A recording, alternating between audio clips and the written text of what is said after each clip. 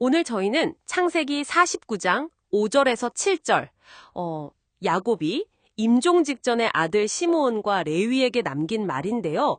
이게 축복이라기보다는 거의 저주에 가까운 아주 강렬한 말씀이죠. 네, 맞습니다. 이 구절을 좀 깊이 들여다보려고 하는데요. 저희 청취자께서 보내주신 자료, 분노의 유산, 은혜의 방향 전환, 이걸 바탕으로 한번 파헤쳐 보겠습니다. 네, 이 말씀이 단순히 과거 기록이 아니거든요. 통제되지 않은 분노가 얼마나 파괴적인지, 그렇지만 또 회개를 통해 어떻게 회복될 수 있는지 보여주는 아주 중요한 메시지가 담겨 있습니다. 그러니까 이들의 분노가 뭐가 문제였는지, 야곱의 저주가 뭘 의미하는지, 그리고 그 놀라운 반전은 또 무엇인지 한번 풀어가 보죠. 좋습니다. 먼저 야곱이 시므온과 레위를 형제라고 불러요. 5절에서요. 근데 이게 그냥 피를 나는 형제라는 뜻 이상인 것 같더라고요. 네, 그렇죠. 단순한 혈연 관계를 넘어서 과거 세겜에서 있었던 그 끔찍한 학살 사건 있지 않습니까? 창세기 34장에 나오는. 여동생 디나 사건 이후에요. 네, 거기서 보여준 그 폭력적인 공모. 어떤 면에서는 한통속이라는 걸 지적하는 거죠. 그들의 칼은 폭력의 도구였다. 이렇게 딱 명시를 하고요. 근데 그게 좀 궁금했어요. 그들의 행동이 어쨌든 여동생 디나를 위한 복수에서 시작된 거잖아요. 어느 정도는 뭐랄까 정당한 분보라고 볼 수도 있지 않을까요? 왜 이렇게까지 문제 삼는 걸까요? 그게 아주 중요한 지점인데요. 물론 시작은 그럴 수 있습니다. 여동생이 끔찍한 일을 당했으니까요. 근데 세겜에서의 결과는 정당한 분노의 표출이라기보다는 그냥 잔인하고 무분별한 학살이었죠. 분노에 완전히 사로잡혔다? 이런 건가요? 네. 분노와 혈기가 그들을 완전히 지배해버린 거예요. 그래서 이게 정의 실현이 목적이 아니라 폭력 그 자체가 돼버린 거죠. 여기서 우리 자신을 좀 돌아볼 필요가 있어요.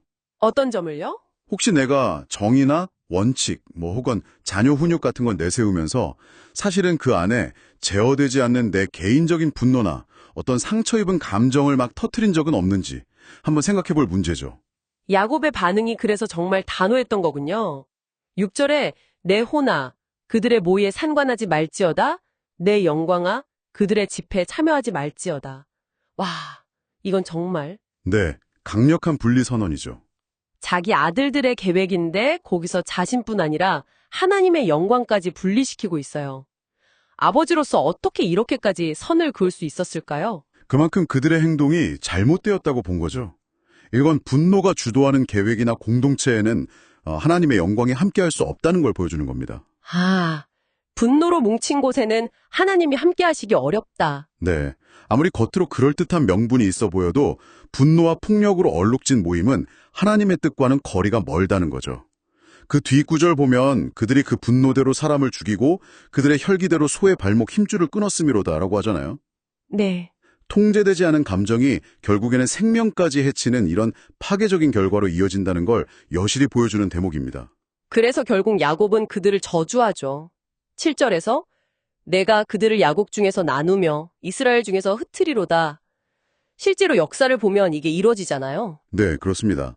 시므온 지파는 나중에 유다 지파에 거의 흡수되어서 희미해지고요. 레위 지파는 아시다시피 땅을 기업으로 받지 못하고 이스라엘 전역에 흩어져 살게 되죠. 저주받아서 정말 현실이 된 거네요. 어떻게 보면 좀 가혹하다는 생각도 들고 여기서 그냥 끝나는 건가요? 바로 그 지점에서 정말 놀라운 반전이 기다리고 있습니다. 특히 레위 지파의 경우에요. 레위 지파요? 흩어져 살게 된 그 레위 지파? 네, 훗날 광야에서 이스라엘 백성 전체가 그 금송아지를 숭배하는 아주 큰 죄악에 빠졌던 사건 기억나시죠? 출애굽기 32장이에요. 네네. 모세가 십계명 받으러 간 사이에. 네, 바로 그때 레위 지파는 달랐습니다. 그들은 그 상황에서 회개하고 모세가 여호와의 편에 있는 자는 내게로 나오라고 외쳤을 때 그 부름에 응답해서 하나님 편에 딱 섭니다. 와, 저주받아서 흩어져야 할 운명이었는데 그 결정적인 순간에 회개하고 결단한 것이 운명을 바꿨다. 이런 건가요? 정확합니다. 바로 그게 이 이야기의 핵심, 은혜의 방향 전환이라고 할 수 있죠. 그렇다면 레위 지파의 회개가 구체적으로 뭐가 달랐길래 시므온 지파와는 다른 길을 가게 된 걸까요? 레위 지파의 회개는 단순히 뉘우치는 감정에서 그친 게 아니었어요. 과거의 그 분노와 폭력성에서 완전히 돌이켜서 하나님의 언약과 말씀편에 서는 구체적인 행동으로 나타났거든요. 행동으로 보여줬군요. 네. 그 결과 저주대로 땅을 기업으로 얻지는 못했지만 그 흩어짐 속에서 오히려 모든 지파를 영적으로 섬기는 제사장 지파라는 아주 거룩한 직분을 얻게 됩니다. 와, 저주가 사명으로 바뀐 거네요. 그렇죠. 저주가 오히려 특별한 부르심으로 이어진 거죠. 시므온에게 왜 비슷한 전환점이 없었는지는 성경이 명확히 말해주지는 않아요.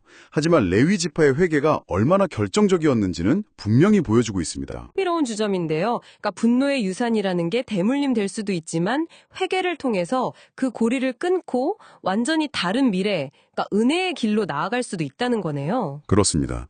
중요한 건 과거의 실패나 어떤 저주받은 운명, 이런 것에 얽매이는 게 아니라는 거죠. 네. 그보다는 회개를 통해서 하나님과의 관계를 바로 세우는 것. 분노나 상처로 그냥 끈끈하게 뭉친 그런 감정의 연대가 아니라 잘못을 인정하고 돌이켜서 말씀 위에 바로 서려고 하는 회복의 연대. 이게 중요하다는 겁니다. 자, 오늘 시므온과 레위 이야기를 통해서 분노의 파괴력, 그리고 또 회개를 통한 놀라운 회복의 가능성까지 함께 살펴봤습니다. 이 이야기가 오늘 우리 청취자 여러분께 던지는 질문은 뭘까요? 혹시 여러분의 삶이나 관계, 혹은 속해 있는 공동체가 아직 해결되지 않은 어떤 과거의 분노나 상처에 뿌리를 두고 있지는 않은지 한번 돌아볼 필요가 있겠습니다. 과거에 묶여있는 건 아닌지. 네. 아니면 레위 지파처럼 과거의 실수와 잘못이 있었음에도 불구하고 거기서 돌이켜서 하나님의 은혜 안에서 새로운 방향을 찾으려고 노력하고 있는지 한번 스스로에게 질문해 볼 수 있겠죠. 한번 깊이 생각해 볼 질문입니다. 내 안에 혹시 반복되는 분노의 패턴이 있다면 그걸 먼저 인식하고 또 레위 지파처럼 은혜의 방향 전환을 경험할 수 있는 지점은 어딜지 성찰해 보는 그런 시간이 되시면 좋겠습니다. 네, 그것이 오늘 이 이야기에서 각자가 가져갈 수 있는 소중한 통찰이 아닐까 싶습니다.